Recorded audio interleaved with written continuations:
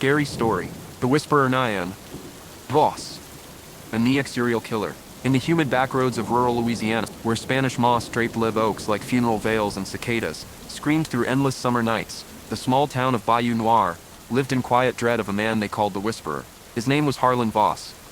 48 years old, former high school history teacher turned recluse after a scandal involving inappropriate messages to students, never proven, but enough to cost him his job and his marriage. Now he lived alone in a shotgun house on stilts at the edge of the swamp, making extra money repairing outboard motors and selling homemade cane syrup. Nobody remembered exactly when the whispers started. At first they were just rumors, people claiming they heard their name called softly from the tree line after dark, a soft, intimate voice that knew secrets, that knew things no one should know.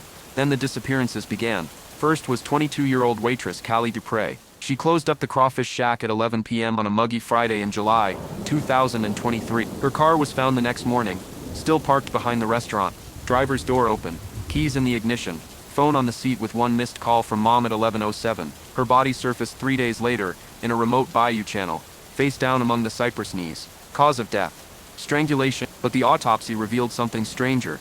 Her ear canals had been carefully punctured with a thin metal probe, and traces of human saliva were found inside. Someone had whispered directly into her ears while she died. The coroner called it post-mortem contamination. Locals called it something else. They started calling him the Whisperer. Second victim, 19-year-old fisherman, Travis LeBeau. He was found tangled in his own trot line in Black Bayou, throat crushed, larynx collapsed. Same signature, punctured eardrums, saliva traces. His phone, waterproof case cracked but intact, had recorded 47 seconds of audio the night he vanished. Nothing but soft breathing, and then a single whispered sentence: "You shouldn't have told her." Travis had been arguing with his girlfriend earlier that week about cheating. No one else knew. Third, 26-year-old nurse practitioner, Elena Moreau. She went missing after her shift at the parish clinic. Found a week later floating near an abandoned fishing camp. Body bloated. Same strangulation. Same ear trauma. Her last text, unsent, read: "He's outside my window again. I can hear him breathing." Security footage from the clinic parking lot showed nothing unusual, except for one frame, where the shadows behind her car seemed to shift independently of the wind. The pattern was clear now. Victims were chosen for their secrets. People who had lied, cheated, betrayed, and the Whisperer found them, whispered their sins back to them, while squeezing the life from their throats, then punctured their ears so the last thing they ever heard, even in death, was the echo of their own guilt. The FBI sent Special Agent Lucas Hale, a behavioral profiler who specialized in ritualistic killers. He arrived in Bayou Noir during a thunderstorm that flooded half the parish roads. Hale interviewed everyone: bartenders, preachers, ex-spouses. He learned about Harlan Voss quickly. Quiet man, intelligent, good memory for details. People said he had an almost supernatural ability to recall conversations word for word, years later. Like he keeps everything filed away, one former colleague said. Hale visited Voss at his house on stilts. The man was polite, offered sweet tea, spoke softly, too softly. Hale noticed Voss never raised his voice, even when a motorboat roared past outside. "You hear about these killings?" Hale asked. Voss nodded slowly. "Hard not to. Small town. Any theories?" Voss smiled thinly. "Maybe someone's just tired of secrets." Hale left with nothing concrete, but the hair on the back of his neck stood up the entire drive back to the motel. The fourth victim disappeared 2 nights later. 24-year-old mechanic, named Remy Fontenot. Known around town for running side hustles, selling stolen car parts, faking insurance claims, sleeping with married women. He was found hanging by his own fan belt from a bridge over Bayou Tech. Body swaying gently, strangled, ears punctured, saliva present. But this time something new.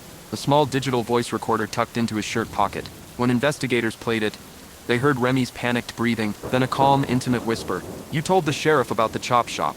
You told your wife about the other women. You told everyone everything except the truth about what happened to your little brother when you were 16. Remy had accidentally backed over his younger sibling with a truck during a joyride, covered it up, told everyone the boy wandered off. The case was still listed as missing. The recorder caught Remy's final choked sob before the line went dead. Now the town was in full panic. Churches held prayer vigils. People slept with lights on and radios playing to drown out any possible whispers. Agent Hale focused on Voss. He pulled phone records, financials, anything. Nothing. Voss barely used his phone. Paid cash for everything. No social media. But Hale noticed something. Every victim had at one point visited Voss's roadside stand for cane syrup or boat repairs. Every single one. He got a warrant. They raided the house at 4 a.m. Inside was ordinary at first. Then they found the back room. Soundproofed. Walls lined with acoustic foam. A single wooden chair in the center with leather restraints. Above it, a microphone boom arm. On shelves, dozens of small glass jars filled with pale yellow liquid. Airwax and cerumen mixed with saline. Each labeled with a date and initials. And recordings. Hundreds of micro SD cards. Hale played one at random. A woman's voice, terrified. "Please, I didn't mean to." Then Voss's whisper. Calm and intimate.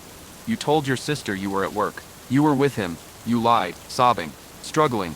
Then silence. Another card. A man's voice begging. Voss whispering back every secret the man had ever buried. They found the probe, a long, thin surgical steel awl with a custom wooden handle carved to look like a fountain pen. And the final piece.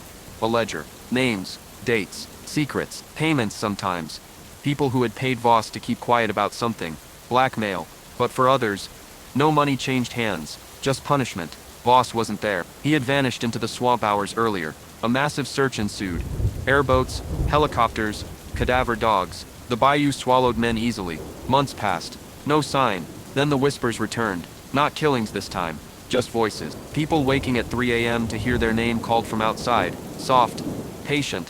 A woman in Baton Rouge, 300 miles away, called the tip line crying. She swore she heard her high school secret whispered through her bedroom vent. A man in New Orleans found a glass jar on his porch. One ear labeled with his initials. No bodies. No proof. Just whispers. Agent Hale still works the case. He keeps Voss's photo on his desk.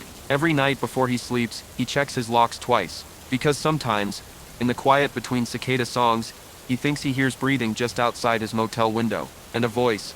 Soft. Intimate. Knowing. Whispers his own name. Check out my long videos with scary stories. Visit my channel and watch. Subscribe to my channel. Like the video if you enjoyed it. Recommend it to your friends. Check out my videos, friends.